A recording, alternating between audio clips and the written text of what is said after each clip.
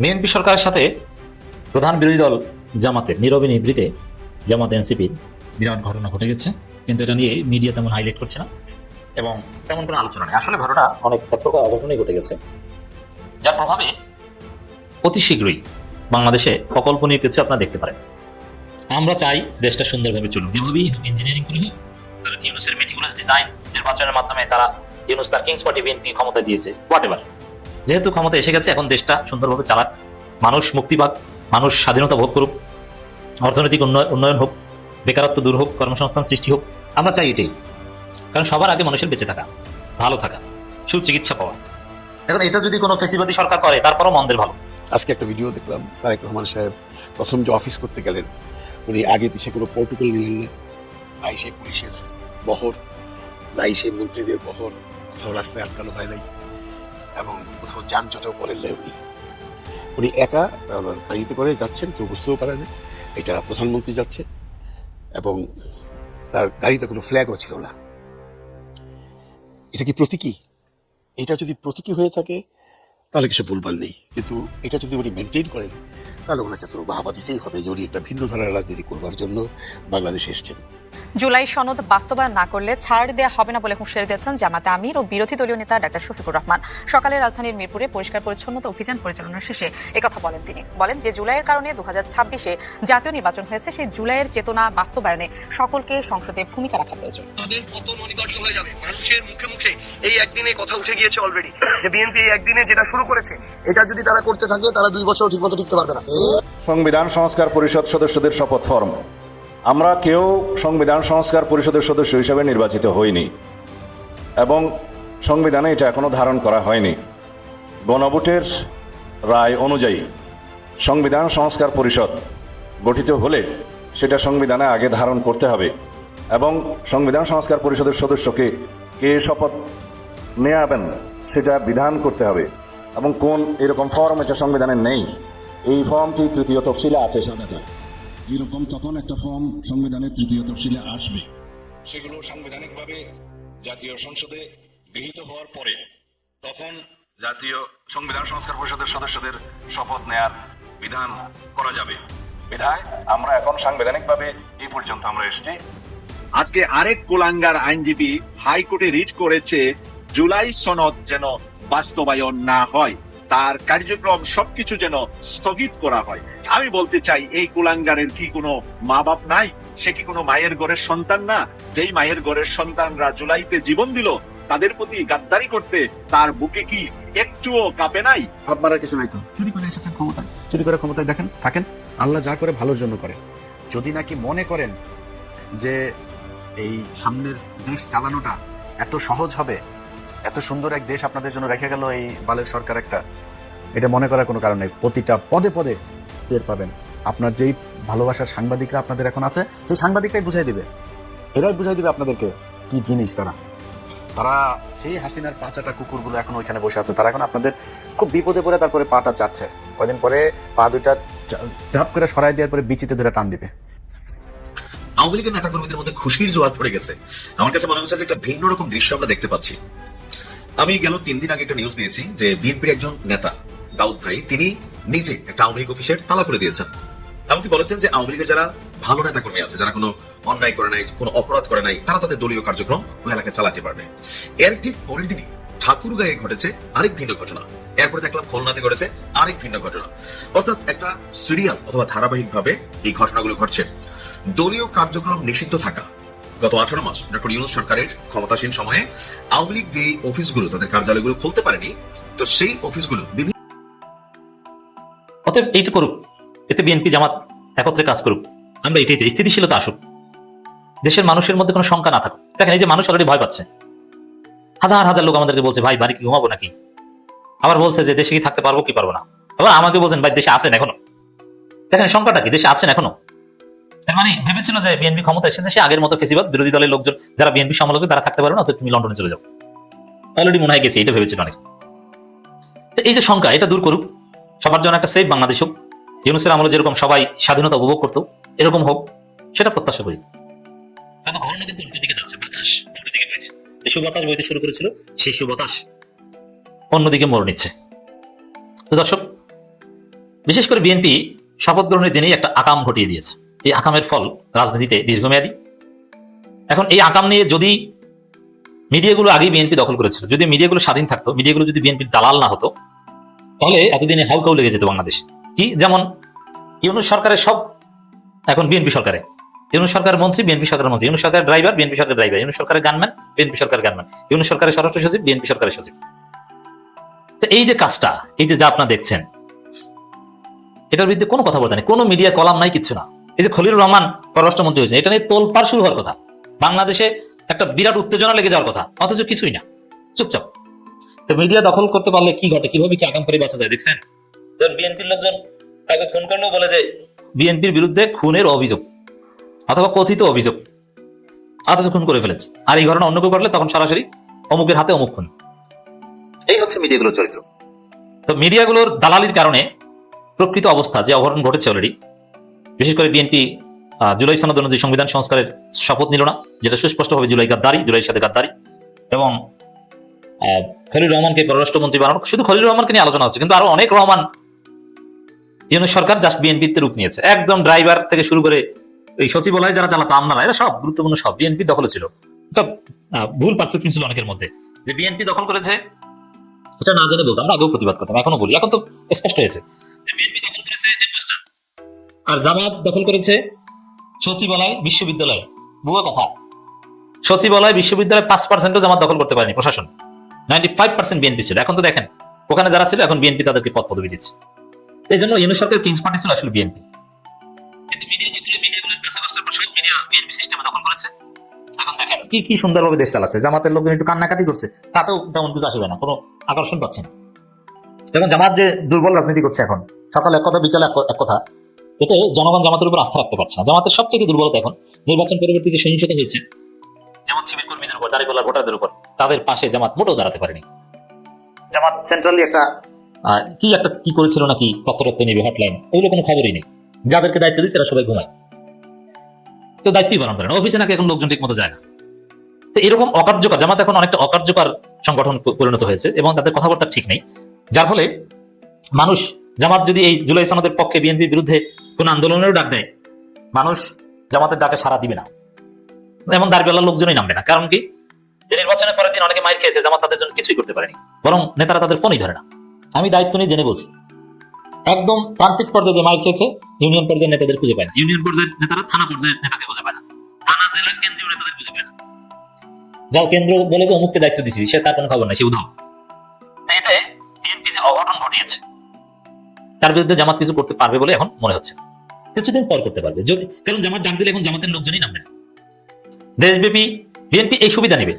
Suppose BNP জুলাইয়ের সাথে সুস্পষ্ট গাদ্দারি করছে এবং করবে, কিন্তু জামাত যদি জনগণকে রাজপথে ডাকে, জনগণ যাবে না। কারণ কি, জামাত ব্যর্থ হয়েছে তার নেতাকর্মীদের নিরাপত্তা দিতে, পাশে দাঁড়াতে। একদম রোপণ বা এরকম তাদের নিজস্ব বলয়ের লোকজন যারা লিস্টেড, তারা নামবে যে কোনো পরিস্থিতিতে, কিন্তু সাধারণ জনগণকে জামাত হবে। আর নিজস্ব বলয়ের লোকজন দিয়ে যে কোনো আন্দোলন করে কোনো সফলতা পাওয়া যায় না, হাসিনার আমরা দেখেছি। আন্দোলন সফল হয় শুধু তখন যখন সাধারণ জনগণকে পাওয়া যায়, যেটা আমরা জুলাইতে দেখেছি। এই জন্যে বিএনপি এই সুবিধাটা নেবে, জামাত নিজের আন্দোলন করলেও কিছু আসে যায় না। তো দর্শক, জামাত এনসিপি মন্ত্রী পরিষদের শপথ অনুষ্ঠানে যায়নি, এটা একটা বড় ঘটনা। এত সুন্দর ঐক্য, প্রধানমন্ত্রী বিরোধী দল নেতার বাসায় যান, বিরোধী দলের চিফ হুইপের বাসায় গেছেন, কিন্তু প্রধানমন্ত্রী শপথ অনুষ্ঠানে, মন্ত্রী পরিষদের শপথ অনুষ্ঠানে বিরোধী দলের কেউ নাই। এটা তো নতুন যে প্রত্যাশা, নতুন যে সূর্য আমরা দেখেছিলাম, তার সাথে এটা যায় না। তো এই যে মন্ত্রিসভার শপথ অনুষ্ঠানে যায়নি, এটা প্রতিবাদ হিসেবে যায়নি। সংসদ শুরু হোক, দেখবেন 2 দিন পরে হয়ে চলে গেছে যারা এনসিপি, কারণ কোরআনও আছে তাদের এবং 2/3 মেজরিটিও আছে। তারপরে এক পর্যায়ে বিশ্ববিদ্যালয়গুলো দখল করবে। রাতারাতি যে বিশ্ববিদ্যালয় দখল করতে যাবে তা না, এবং দখল করলে জামাত যে ভুলটা করেছে এখানে, সেটা প্রতিহত করতে পারবে বলে মনে হচ্ছে না। তবে আমরা চেষ্টা করব যে জনগণকে সঠিক পথে রাখা, সরকারি অ্যাটলিস্ট আমাদের হাতে যেটা আছে সমালোচনা করার, বিএনপি জামাত উভয়, সেটা তো করতে পারবো। বিশ্ববিদ্যালয় দখল করতে গেলে এবং বিএনপি এরকম কিছু আগাম ঘটাতে গেলে সেখানে জামাত তেমন কিছু করতে পারবে বলে মনে হচ্ছে না। কারণ সাধারণ জনগণ তাদের পক্ষে, সাধারণ শিক্ষার্থীও তাদের পক্ষে নামবে না। কেন নামবে না? যে সাধারণ শিক্ষার্থীদের বিপদের সময় জামাত পাশে দাঁড়াতে পারেনি, এই কারণে নামবে না। আমি দায়িত্ব নিয়ে বলছি, নির্বাচনের পরবর্তী সহিংসতায় যারা আহত হয়েছে, ভয়ভীতির সম্মুখীন হয়েছে, তাদের জন্য জামাত কি করেছে? কিচ্ছু করেনি। আমি জেনে বলছি, এটা নিয়ে আমি কাজ করি। আমরা ব্যক্তিগতভাবে হাজার হাজার টাকা খরচ করে বিভিন্ন জনকে সেবা দেওয়ার চেষ্টা করছি বা তাদের পাশে দাঁড়ানোর চেষ্টা করছি নানানভাবে। এটা আমাদের নাগরিক হিসেবে দায়বদ্ধতা, যেহেতু আমরা সরাসরি দাঁড়িপাল্লায় ভোট দেওয়ার জন্য মানুষকে আহ্বান জানিয়েছি, কিন্তু সংগঠন হিসেবে জামাত এখন ভেঙছে। দর্শক, সামনে অনেক কিছু দেখবেন, আলামত ভালো না। এই যে যানজটের ব্যাপারটা আমরা বহু বছর যাবত দেখেছি যে বহু মানুষের কমপ্লেন যে ভাই প্রধানমন্ত্রী যায়, প্রেসিডেন্ট যায়, পুরো রাস্তা আটকিয়ে রাখে, আমরা রাস্তায় গরমের মধ্যে বসে থাকি, বাসে কত মানুষ যে বর্তোয়া দেয় এর কোনো হিসাব নেই। এখান থেকে যদি আমরা স্বস্তি পাই তাহলে বুঝতে হবে যে আমরা একটা নতুন ধারার রাজনীতিতে যাচ্ছি। হ্যাঁ, নতুন ধারার রাজনীতি হবে, একদম যে নতুন ধারার হবে না সেটা বলা যায় না। কারণ কি দেখেন, জামাতের আমির সাহেব অনেক আগে বলেছিলেন যে আমরা যদি ক্ষমতায় যাই, আমরা যদি এমপি হই, আমরা কোনো সরকারি প্লট নেব না, আমরা কোনো সরকারি গাড়ি নেব না, ট্যাক্স ফ্রি গাড়ি নেব না। খুব বাহবা পেয়েছিলেন। আজকে আবার দেখলাম তারেক রহমান সাহেবের যে নতুন সরকার, ওনারাও বলেছেন ওনারা কোনো সরকারি গাড়ি নেবেন না, ট্যাক্স ফ্রি গাড়ি নেবেন না, ওনারা কোনো প্লট নেবেন না। এগুলো তো নতুন ধারা। এই নতুন ধারা আস্তে আস্তে আমার মনে হয় আমরা যে স্বপ্ন দেখছি সেই দিকে হয়তো যাচ্ছি, কিন্তু বাধা পড়ে যায় এই জন্য যে এখনো দেখুন বাংলাদেশের কিছু কিছু জায়গায় বিভিন্ন রকম দুর্ঘটনা ঘটাচ্ছে। কারা ঘটাচ্ছে সেটা বের করবার দায়িত্ব সরকারের। বিভিন্ন জায়গায় জামাতের লোকজনের উপর অ্যাটাক হচ্ছে, কোথাও গাড়ি পুড়িয়ে দিচ্ছে, কোথাও গাছপালা কেটে ফেলছে। এই দিকে তারেক রহমান সাহেবের আরো কড়া দৃষ্টি রাখা উচিত। উনি এই একা গাড়িতে গেলে যে বাহাবাটা পান, বা ওনার দল যখন বলে আমরা কোনো সরকারি সুযোগ সুবিধা দেবো না, তখন যে বাহাবাটা পান, পরবর্তীতে যখন এই সমস্ত সংবাদই ভার্চুয়াল মিডিয়াতে আসে তখন মানুষের আবার একটা বিরূপ ধারণা হয় যে এগুলো আপনি কি লোক দেখানো করছেন কিনা। গাড়ি নেওয়া, গাড়ি বহর ছাড়া রাস্তায় চলাচল, এগুলোর জন্য হয়তো মানুষ আপাতত খুশি হবে, কিন্তু মানুষ তার চেয়ে বেশি খুশি হবে যখন আপনার মানে এই যে শান্তি শৃঙ্খলা যেটা আছে বাংলাদেশে, এই শান্তি শৃঙ্খলা যদি বজায় রাখতে পারেন। আমরা দেখেছি আপনার কিছু কিছু মন্ত্রী মহোদয়রা অলরেডি স্ট্যাটাস দিয়ে বেড়াচ্ছেন যে এইবার যদি রমজানের সময় কোনো রকম এই ভোগ্য পণ্যের উপর অতিরিক্ত মূল্য নির্ধারণ করা হয় তাহলে আমরা লিখে নেব, ইটস ভেরি গুড আইডিয়া। এবং এই রমজানেই আপনাদের পরীক্ষা হয়ে যাবে। যদি আপনারা এই দ্রব্যমূল্যকে লাগামের মধ্যে রাখতে পারেন তাহলে প্রথমেই আপনারা একটা প্রশংসা পাবেন। দেখুন, প্রশংসা পাওয়ার জন্য খুব বেশি কিছু করতে হয় না তো। এই যে আজকে যে সমালোচনা হচ্ছে আপনার এই সরকারকে নিয়ে, তারেক রহমান সাহেবের নতুন সরকারকে নিয়ে, সেটা কি একটিমাত্র সমালোচনা, সেটা হলো এই জুলাই সনদ নিয়ে যে প্রবলেমটা শুরু হয়েছে। এই যে সংবিধান সংস্কার পরিষদের যে আপনারা ওতটা নিলেন না, এটা নিয়ে এখনো জনমানবে আলোচনা চলছে, কিন্তু মানুষ স্বস্তিতে আছে এই জন্য যে সালাউদ্দিন সাহেবের সেই কথাটি শুনবার পর যে না আমরা এটা দেখছি, এটা হবে, আমরা অ্যাকচুয়ালি নিয়মের মধ্যে এসে আমরাও শপথ গ্রহণ করবো, এটা হওয়া উচিত। দেখুন, আমরা বাংলাদেশের মানুষ বেশি কিছু তো চাই না। এই রমজানে যদি আপনারা দ্রব্যমূল্যটা কন্ট্রোল রাখতে পারেন, তারপর সংসদে বসে যদি সংস্কার নিয়ে যে আলোচনাগুলো হয়েছে, জুলাই সনদ নিয়ে যে আলোচনাগুলো হয়েছে, এর মধ্যে কিছু পরিবর্তন করে যদি বাংলাদেশের মানুষকে আপনারা একটা নতুন কিছু উপহার দিতে পারেন, তাহলে আপনারা থেকে যাবেন অনেক দিন। কোনো রকম আন্দোলন হবে না, কোনো রকম ঝুটঝামেলা হবে না, রাস্তায় কোনো মানুষের বিপদে পড়ে বসে থাকতে হবে না। যেদিক দিয়ে মিছিল যাচ্ছে, এদিক দিয়ে জ্বালাও পোড়া হচ্ছে, এই জ্বালাও পোড়াও এই মিছিল বাংলাদেশের মানুষ আর দেখতে চায় না। এবং এর জন্য সমস্ত দায় দায়িত্ব সরকারকে দিতে হবে। যে সরকারটা এসছে, আমি এই সরকারটাকে কিছু কিছু কর্মের জন্য যেমনটি সাধুবাদ দিতে পারি, কিছু কিছু ভুলভ্রান্তি হলে তার জন্য ওই দায়িত্ব আপনারই নিতে হবে, অন্য কেউ নিবে না। এই যে দেখুন, বাংলাদেশে যে আলোচনাটা এখন চলছে ডক্টর খলিলুর রহমানকে দিয়ে, যে আলোচনাটা চলছে সংবিধান সংস্কার পরিষদের যে ওত দিয়ে, এগুলো ঘুচানো তো কোনো বড় ব্যাপার নয়। আপনারা এসছেন, মানুষ আপনাদেরকে ভোট দিয়েছে, আপনাদের কাছে একটা ভালো বিরোধী দল আছে, আপনারা সংসদে যাবেন, সুন্দর করে সংসদ চালাবেন। আমরা দেখব রাষ্ট্র দিন দিন এগিয়ে যাচ্ছে, কারণ অনেক অনেক পাহাড় সমস্যা নিয়ে কিন্তু আপনারা সরকারে এসছেন। এর মধ্যে যদি নতুন কোনো সমস্যা হয়, সেটা পলিটিক্যালি মানুষের রাস্তায় নেমে আন্দোলন করা বা কোনো মামলা মোকদ্দমা করা, এইগুলি নিয়ে যদি নতুন করে সমস্যা হয়, তাহলে আপনারা আসল যে সমস্যা সেখানে হাত দিতে পারবেন না, আপনারা হেরে যাবেন। আমার মনে হয় তারেক রহমান সাহেব অনেক বিচক্ষণ একজন মানুষ। ওনার চাল চলন যা দেখছি তাতে মনে হচ্ছে উনি নতুন কিছু চাচ্ছেন, নতুন একটা আমেজ বাংলাদেশে আনতে চাচ্ছেন, নতুন একটা ধারা বাংলাদেশে আনতে চাচ্ছেন। কিন্তু সেই নতুন ধারা আনতে গিয়ে যদি আপনি পুরনো সব কিছুকেই ফেলে দিন, তাহলে তো আপনি সাকসেসফুল হবেন না। আমি বিশেষ করে এই জুলাই সনদ নিয়ে কথা বলছি। এটা নিয়ে একটা পরিষ্কার ধারণা যদি আপনি মানুষের মধ্যে দিয়ে দিন, বা আপনার দল থেকে দিয়ে দেন, সেটা পররাষ্ট্র মন্ত্রণালয় থেকে আসুক, সেটা যে কোনো মন্ত্রণালয় থেকে আসুক, বা যে কোনো মুখপাত্র থেকে আসুক, যে না আমরা জুলাই সনদকে অবজ্ঞা করছি না, কারণ এই জুলাই সনদ বাংলাদেশের 18 কোটি মানুষের প্রাণ। আপনারা জানেন কি করে এই জুলাই আন্দোলন হয়েছিল? আজকে জুলাই আন্দোলন হয়েছিল বলেই আল্লাহর রহমতে আজকে দেশে একটা ইলেকশন হয়েছে এবং আপনারা আজকে ক্ষমতায় এসছেন। নইলে অদ্যাবধি কিন্তু সেই শেখ হাসিনাই থাকতো, কেউ তাকে সরাতে পারেননি আপনারা। এই জুলাইয়ের যোদ্ধারা, এই ইয়াং বাচ্চা ছেলেরা, বাংলাদেশের রিক্সাওয়ালা, বাংলাদেশের দিনমজুর, বাংলাদেশের আপন জনগণ, আবার বৃদ্ধ জনতা যখন রাস্তায় নেমে এসেছিল তখনই জুলাই সাকসেস হয়েছে। এদেরকে আঘাত করবেন না, এদের মনে আঘাত দিবেন না। আপনারা যে কোনোভাবে হোক বসে একটা সমঝোতায় আসেন, জুলাই সনদের একটা মানে মধ্যম পন্থা দিয়ে হলো একটা রাস্তা তৈরি করে যে জুলাই সনদটা আপনারা পাশ করেছেন, যে আকাঙ্ক্ষাটা বাংলাদেশের আপামর মানুষের, এটা যে পর্যন্ত না হবে আপনি যত ভালো কাজই করুন, আপনি গাড়ি ভর ছাড়া রাস্তায় চলুন, আপনি সরকারি ট্যাক্সের গাড়ি আনেন, আপনি দ্রব্যমূল্য কন্ট্রোলে আনেন, তারপরে কিন্তু এই কথাটা থেকে যাবে, কারণ এটা বাংলাদেশের 17 কোটি মানুষের আকাঙ্ক্ষা, আপনিও সেটা জানেন। এই একটা সমস্যার সমাধান করে আপনি সুন্দর করে পথ চলুন। আপনার পাশে বা আপনার অপোজিটে বসে আছে জামাত এনসিপি, তারা আপনাদেরকে সংসদে বসে তর্ক বিতর্ক করে দেশকে একটা ভালো পথে নিয়ে যাবে। আমরা তো এটাই চাচ্ছিলাম, আমরা এটাই চাইছিলাম এবং আমরা এটাই চাচ্ছি। আমরা এর বেশি কিছু চাচ্ছি না। দেশে যেন শান্তি বিরাজ করে, দেশে কোনো আন্দোলন ভাঙচুর লুটপাট না হয়, কোথাও যেন কোনো বিরোধী দলীয় কারোর উপর অত্যাচার না হয়, কারো বাড়িঘর ভাঙচুর না হয়, কারো বাড়িঘরে অগ্নিসংযোগ না হয়, কেউ যেন কমপ্লেন করতে না পারে যে সরকার পক্ষের লোকজন আমাদের ক্ষতি করছে। তাহলে তো দেশে শান্তি আসবে। আমরা ঢাকা শহরের অবস্থা শুধু দেখি, আপনি পুরো পুরো বাংলাদেশের একটা খবর নিন। আপনার যত প্রতিনিধি আছে, যত সাংসদ আছেন, তাদেরকে বলুন তোমার নিজ এলাকায় যাও। যেমনটি দেখলাম মিলন সাহেব, ইয়াসির হক মিলন সাহেব এক জায়গায় বসে বলছেন, যদি এটা ইলেকশনের একদিন আগে, যে আমার এলাকায় জামাত দাঁড়িয়েছে, তাদেরকে যদি কেউ কোনো রকম হুমকি ধামকি বা কোনো রকম অত্যাচার করো, তাহলে আমি কাউকে ক্ষমা করবো না। তার এই ব্যর্থহীন ভাষণের জন্য আমরা ওদিকে দেখেছি, ওখানে কোনো কিছু হয়নি।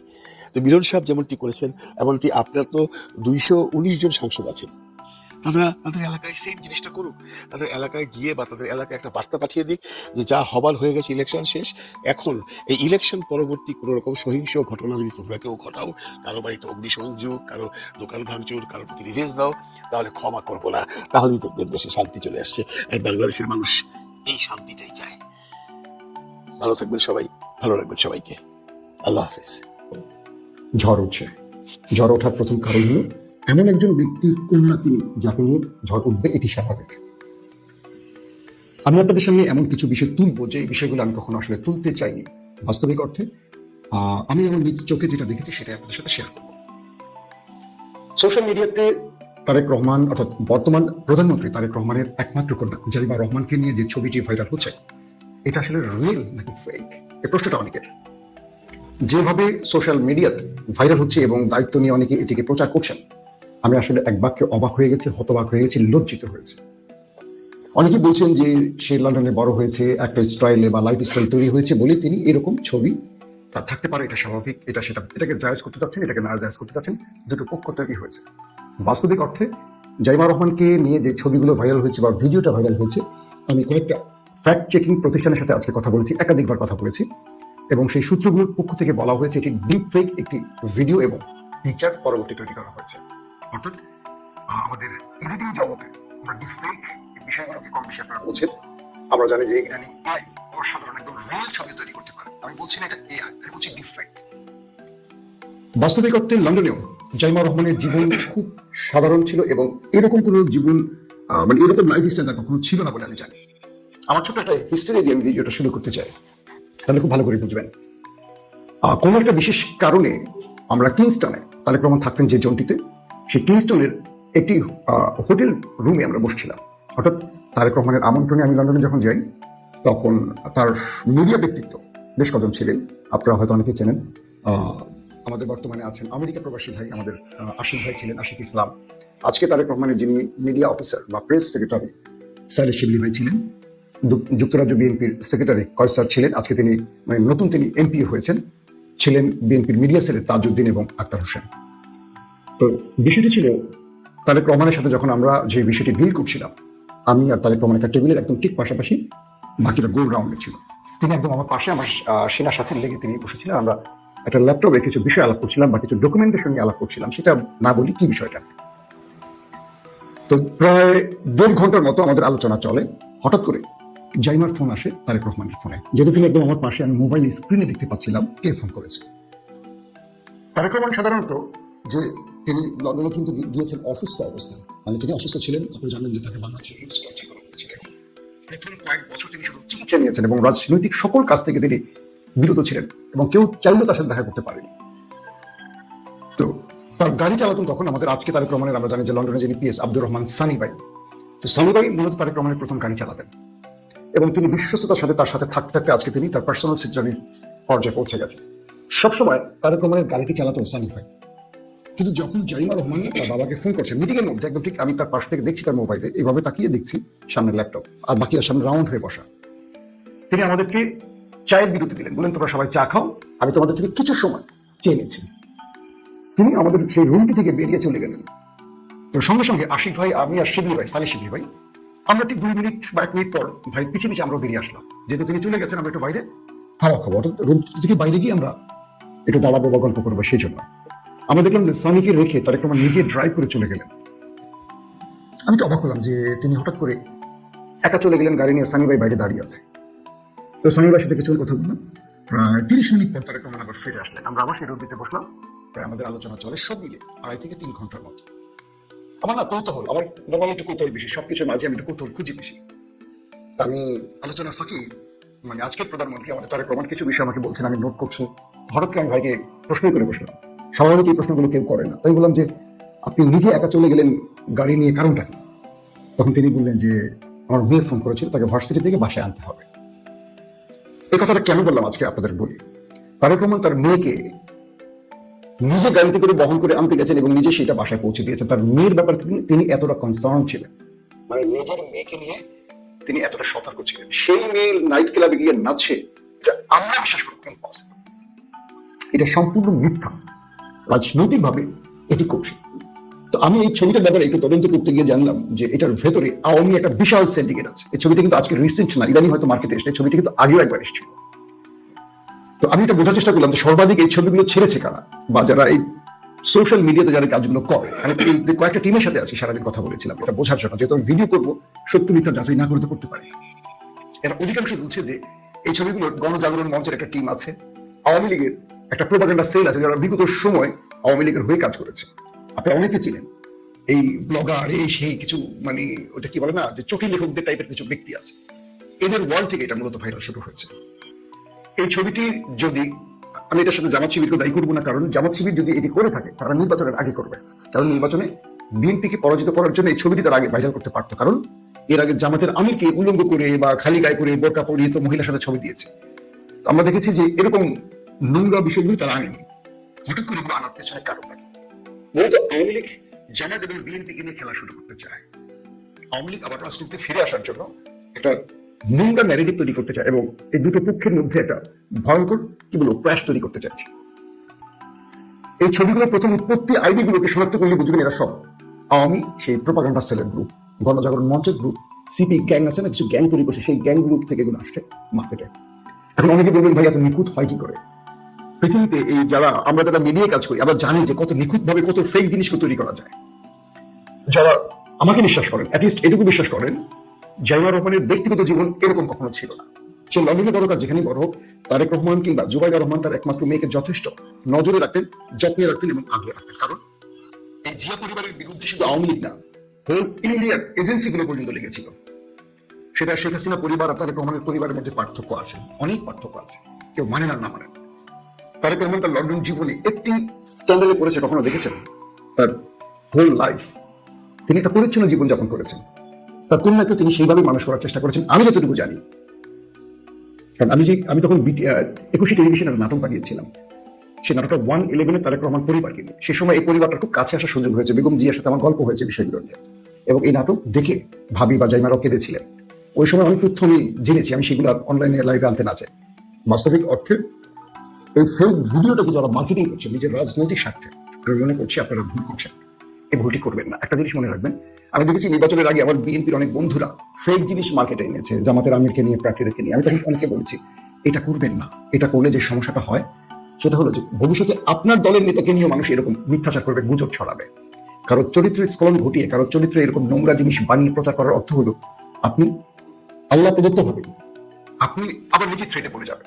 আপনি অন্যের মিথ্যাচার করলেন, আপনার ঘরে নিজের বোন আছে, মা আছে, বোন আছে, তারাও কিন্তু বিপদে পড়তে পারে। সোশ্যাল মিডিয়ার এই উৎকর্ষের জীবনে আমাদের অনেক হিসেব করে চলতে হবে। একটা মিডিয়া ভিডিও দেখেছেন, পিকচার দেখেছেন, চোখ বন্ধ করে বিশ্বাস করে সেটা ভাইরাল করে দিচ্ছেন। আপনি সেই দল করেননি বলেন, রাজনৈতিকভাবে আপনি তাকে ঘায়াল করবেন, এই মেয়েটা কি অপরাধ? বলেন এই মেয়েটা কি রাষ্ট্রের টাকা চুরি করেছে, তার বিরুদ্ধে কোনো অভিযোগ আছে? সে মিশছে সবার সাথে, সে কিছু করতে চায় বাংলাদেশের জন্য, তার চিন্তা আছে বাংলাদেশকে নিয়ে, একটা ভালো প্ল্যান নিয়ে সে এসছে। পুরো লন্ডন জীবনে তাকে নিয়ে একটি স্ক্যান্ডাল আসেনি। হঠাৎ করে এখন এইসব ফেক ভিডিওকে দিয়ে আপনারা যেটা করছেন, যারা করছেন তাদেরকে বিনীত অনুরোধ করবেন না। আমি বিএনপিকে ভালোবাসি, অতটা এরকম না, সত্যটার জন্য আমি কথা বলি। সেটা বিএনপির পক্ষে যাক বিপক্ষে যাক, আমি ছেড়ে কথা বলি না, কিন্তু এটা খুব একটা মানে জঘন্য ব্যাপার। এই কাজগুলো থেকে আমাদের বিরত থাকা খুব জরুরি। আবারও বলছি, যারা সোশ্যাল মিডিয়াতে জাইমা রহমানকে নিয়ে কুৎসিত মিথ্যাচার বা গুজব বা ভিডিওগুলো ভাইরাল করছেন, ডিলিট করে ফেলুন, এগুলো করা অন্যায়। আসেন, আমি যেটা বলেছি, এটা আমি কয়েকটা সূত্রে কিন্তু আমি কথা বলেছি, বলছি ডিফেক্ট ভিডিও, এটা কোনো আসল মানে এটা রিয়েল কোনো ভিডিও না। যতটা রিয়েলি মনে হচ্ছে আপনাদের, এটা রিয়েল না। এটা নিয়ে আমি একদম কথা বলবো, এক্সপার্টদের বক্তব্য নিয়ে আমি আলাদা ভিডিও করবো ইনশাআল্লাহ, তখন হয়তো আপনাদের বিশ্বাস হবে। এত মানে এইসব বিষয় এত ডিপলি এখন আলোচনা করতে চাই না।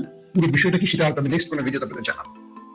82 নম্বর বিষয়টি নিয়ে একজন লিখছি, আপনি ইদানিং বিএনপিকে ভালোবাসেন খুব বেশি। ভাই, আমি বিএনপিকে ভালোবাসছি বা জামাতকে ঘৃণা করছি এরকম কোনো ভিডিও নাই আমার। দেখেন, যিনি প্রশ্ন করছেন তাকে বলি, এখন পর্যন্ত আমি বিএনপির সমালোচনাটাই বেশি করছি, কিন্তু আপনারা এখন ভাবে একটা দলের পক্ষে বা একটা বিপক্ষে চলে যান, এটা ঠিক না। প্রতিটা দলের ভালো মন্দ বিষয় আছে, প্রত্যেকটা দলের। এখন সমালোচনা করলে চোখ বন্ধ করে সব সমালোচনা করবো, ভালোটা ভালো বলবো না, খারাপটা খারাপ বলবো না, এভাবে হবে না। এটা দলবাজদের কাজ, দল কানাদের কাজ, এভাবে রাষ্ট্র চলে না। উন্নত বিশ্বে এগুলো হয় না কখনো, এই দেশেই হয়। এই জন্য দেশে পিছিয়ে পড়ে আছে। এই দেশে লুটেরারা নেতা হতে পারে, চাটুকাররা মানে অর্থশালী হতে পারে। সুস্থ রাজনীতি এই দেশে হয় না আমাদের এই বোকামির জন্য। দর্শক, বাংলাদেশের বিভিন্ন প্রান্তে বিএনপি ক্ষমতায় আসার সাথে সাথে আওয়ামী লীগের অফিস খুলে যাচ্ছে, খুব ভয়াবহ একটা ব্যাপার এটা। আমি জানি না বিএনপি নিজের কফিনে পেরে গেছে কিনা। পঞ্চগড় থেকে যেই যাত্রাটা শুরু হয়, এটা অনেক জায়গায় হয়েছে। আবার কোথাও কোথাও আওয়ামী লীগ অফিস খুলতে গিয়েও জনতার ধোলাইও খেয়েছে। বিষয়টা হলো, দুটো ইতিহাস সবাই জানি। শেখ মুজিবের মৃত্যুর পর হাসিনা যখন দেশ ছেড়ে চলে গেছে, ছাড়ো তো কি হয়েছিল, শহীদ প্রেসিডেন্ট জিয়াউর রহমান যখন দায়িত্ব নেন, রাষ্ট্রের ভার নেন, তিনি দেশে শেখ হাসিনাকে ফিরিয়ে এনেছিলেন বহুদলীয় গণতন্ত্রের প্রবক্তা হিসেবে। এর কয়েকদিনের মাথায় শহীদ প্রেসিডেন্ট জিয়াউর রহমান শহীদ হয়েছিলেন। অনেকেই বলেন, বিএনপির বড় বড় রাজনীতিবিদরা বলেন, বাংলাদেশের সফল কলামিস্টরা বলেন, শেখ হাসিনাকে দেশে এনে জিয়া তার মৃত্যুকে ত্বরান্বিত করেছে। যে বিএনপি আওয়ামী লীগকে রাজনীতির সুযোগ করে দিয়েছে, সেই জিয়া প্রাণ হারিয়েছে। এরপর খালেদা জিয়াকে একটা করে ঘর থেকে বের করেছিলেন। খালেদা জিয়াকে নিয়ে এই শেখ হাসিনা এমন কোনো নোংরা কথা নেই যা বলেননি। তার স্মৃতির স্বামীর ঘর থেকে তাকে শুধু উৎখাতই করেননি, তার সন্তানের কোমর ভেঙে 18 বছর দেশে আসতে দেননি, এবং তার বিরুদ্ধে এমন কোনো মামলা নয়, মিথ্যা মামলা নয়, করা হয়নি। আওয়ামী লীগকে যারা ক্ষমা করে দিচ্ছে, আমি মনে করি আওয়ামী লীগ তাদেরকে নিশ্চিহ্ন করে দেবে। আমি ইদানিং বিএনপি ভাইদের মধ্যে একটা প্রচলন দেখছি, তারা এনসিপি আর জামাতকে শত্রু মনে করছে আর আওয়ামী লীগকে বন্ধু মনে করছে। আওয়ামী লীগকে বন্ধু মনে করার প্রধান কারণ হলো, এবার নির্বাচনে আওয়ামী লীগের ভোটগুলো বিএনপি পেয়েছে, আমি ধারণা করছি।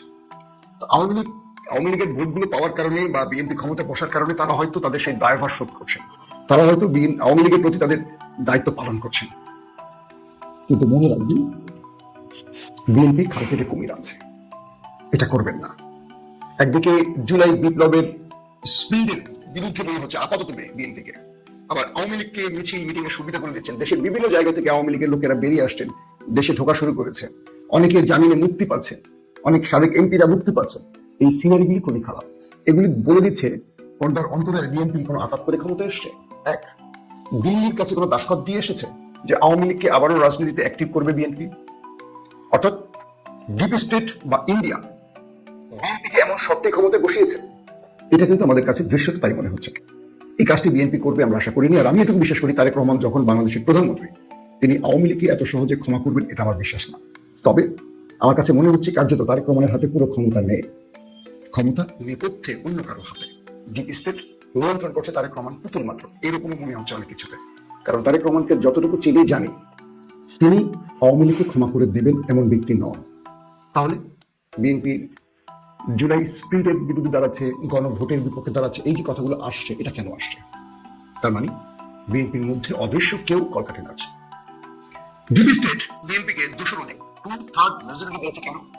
কেন জামাতের থেকে 50 অধিক আসন কারচুপি করে কেড়ে নিয়েছে? তার প্রধান কারণ, বিএনপিকে দিয়ে অনেক কিছু করতে চায়, আর এই করার জন্য এই আসনগুলো বিএনপির লাগবে। বিএনপি চাক আর না চাক, ক্ষমতায় বসার সত্ত্বেও তারা এরকম কিছু করতে চায়। এগুলো হলো বিরোধী মতের অভিযোগ, অর্থাৎ আমার না, বিরোধী শিবির এই অভিযোগগুলো করছে। তো বিএনপি যদি একই কাজ করে তাহলে বিরোধী মতের বা বিরোধী দলের